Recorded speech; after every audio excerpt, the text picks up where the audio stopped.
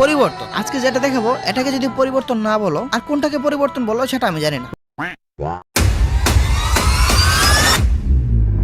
শোনো, আমি ফোনটা চেঞ্জ করছি তো, তাই তোমার নাম্বার সেভ করা নাই। তো তুমি তোমার যে বিকাশ দিয়ে পেমেন্ট করছো না, তো এই বিকাশের লাস্ট 4টা ডিজিট আমার এগুলো তো।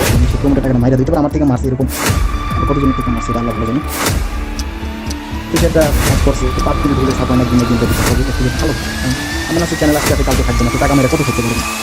खत्म, bye bye, tata, goodbye, गया। এইসব প্রমোশনগুলো আমি ঠিকই দিচ্ছি। ওরে যদি আমার ডিফেন্ডও করতে হয় একটা রোস্টার হিসেবে, যদি ওর সাথে অন্যায় হয়ে থাকে, যেই আসুক, কার গার্লফ্রেন্ড কার বউ কি করে সবকিছু নিয়ে আসুক। এবার হয়ে গেল না একটু বেশি? আই এম সজীবের অডিয়েন্স তোমরা তো মনে হয় অনেক খুশি। মানে শুনলাম অ্যাডভান্স গেমিং নাকি ছেড়ে দেবে ইউটিউব। তাহলে কি I am Sajib advance gaming এর জমদূত?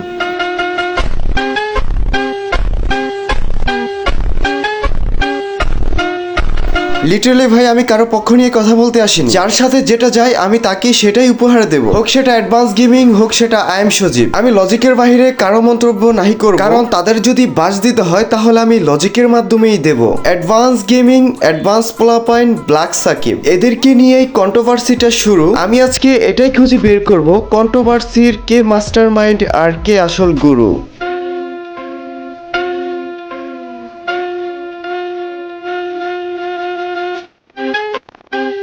ফার্স্ট অফ অল কথা বলা যাক ইমু ফ্রিল্যান্সারকে নিয়ে। ও সরি ইমু এফএফ। আই থিঙ্ক আবারও মনে হয় আমি মিস্টেক করে ফেলেছি। রিমু এফএফ এই নামটাই না কেমন জানি একটু আচোদা মার্কা। Only legend can understand. আজ এরা কথাবার্তা না বলে মেইন টপিকে আসা যায়। এই ভিডিওটা কারো পক্ষ নিয়ে বানানো হয়নি। এখন তোমরা বলো না যে অ্যাডভান্সের চামচা আই এম সজীবের চামচা। লিটারালি ভাই আমি কারো পক্ষ নিয়ে কথা বলতে আসি নাই, সত্য এবং মিথ্যা যাচাই করেই কথা বলা হবে। তো চলো আমরা first of all I am সজীবকে নিয়ে কথা বলা যাক। এখন ডিরেক্ট মেইন পয়েন্টে যাই। আর এটা হচ্ছে কি রিমু এফএফ নিয়ে কন্ট্রোভার্সি। লাস্ট একটা ভিডিও আপলোড করছিলাম যেখানে আমি বলছিলাম যে ওর কন্টেন্টে আমি রোস্টের মতো কিছু খুঁজে পাই নাই, যে ওর আমি এত গালিগালাজ করে রোস্ট ভিডিও বানাবো। সাথে সাথে এটাও বলে দিছিলাম যে এই মেয়েটাকে নিয়ে যে এত কাহিনী হইতাছে, আর এই মেয়েটা যে এত হেট পাইতাছে এটা ও ডিজার্ভ করে না। আই এম সজীবকে উদ্দেশ্য করে বলতেছি, একটা মেয়েকে কখনোই অনলাইনে শোভা পায় না, হোক সে ইউটিউবার হোক সে স্ট্রিমার। তারপরেও যেহেতু দেশটা অনেক আধুনিক হয়ে গেছে এজন্য এইসব ন্যাকামি আমাদের দেখতে হচ্ছে। হোয়াট এভার, রিমু এফএফ কে নিয়ে কিছু কথা বলতে চাই। রিমু এফএফ এই নামের সাথে আমরা কম বেশি সবাই পরিচিত। হাম সব লোক জানতা হ্যায় রিমু এফএফ কোন। শুনলাম রিমু এফএফ নাকি হ্যাক ইউজ করে গেম প্লে করে, রিমু এফএফ নাকি স্ক্রিপ্টেড কন্টেন্ট আপলোড করে, রিমু এফএফ নাকি অশ্লীল ভয়েস ব্যবহার করে, রিমু এফএফ নাকি প্যানেল ইউজার। কি সজীব ভাইয়া যথেষ্ট লজিক দিয়ে কথা বলো, তুলে ধরবো নাকি রিমুর এই অশ্লীল কার্যকলাপ? এখন অনেকেই বলবে আমি নাকি অ্যাডভান্স পাঁচাটা কুত্তা। হোয়াট কাইন্ড অফ গাইস, নয়েন গেমিং কোনো ভাড়া করা কুত্তা না যে টাকার বিনিময়ে রোস্ট করতে আসবে। এট লিস্ট তোমরা এটা মাথায় রাখো, বড় ইউটিউবার হোক বা ছোট ইউটিউবার, যার ভুল আছে সে কখনোই পার পাবে না, হোক সেটা অ্যাডভান্স হোক আই এম সজীব। যদি কারো ভুল থাকে তাকে এমন জায়গায় ঠাপ দেবো যে সহ্য করতে পারবে না।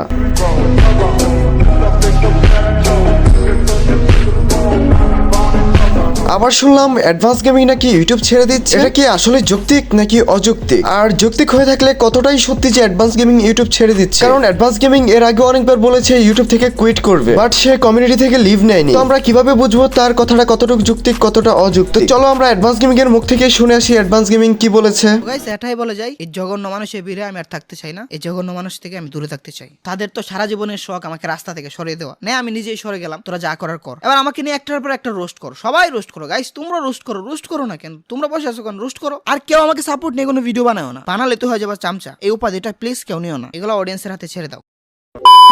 ঠিক ভাই, এখন অনেকেই বলবো অ্যাডভান্সের চামচা। ভাই তাহলে তোমাকেই বলতেছি তোমার ভিতরে ম্যাচিউরিটি নেই। তোমরা এখন বলতে পারো অ্যাডভান্স গেমিং আরো অনেক আগেও বলেছে ইউটিউব থেকে লিভ নেবে, কিন্তু সে তো ইউটিউব থেকে লিভ নেয়নি, কন্টিনিউ করে গেছে। হ্যাঁ ভাই এটা আমিও জানি, অনেকবার বলেছি লিভ নেবে কিন্তু লিভ নেয়নি। কিন্তু ভাই এবার অ্যাডভান্স গেমিং যেভাবে বলেছে একদমই ভাই মন ছুঁয়ে যাওয়ার মতো। সত্যি ভাই কমিউনিটিটা অনেক নষ্ট হয়ে গেছে। লিটারালি ভাই অ্যাডভান্স গেমিং এবার মন থেকেই বলেছে ইউটিউব থেকে কুইট করবে। আর ভাই সত্যি আমাদের সবার ইউটিউব থেকে কুইট করা উচিত, কারণ এই কমিউনিটিটা অনেক নোংরা হয়ে গেছে, অনেক নষ্ট হয়ে গেছে। এখন তোমরা বললো না যে আমি অ্যাডভান্স গেমিং এর পক্ষে কথা বলতেছি।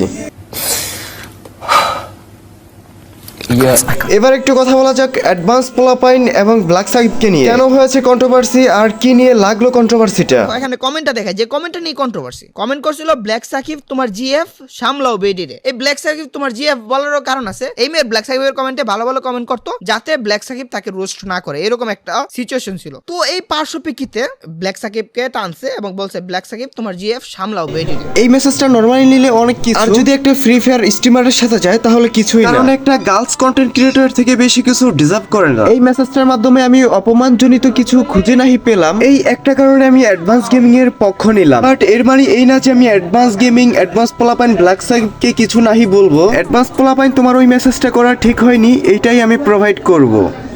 Good.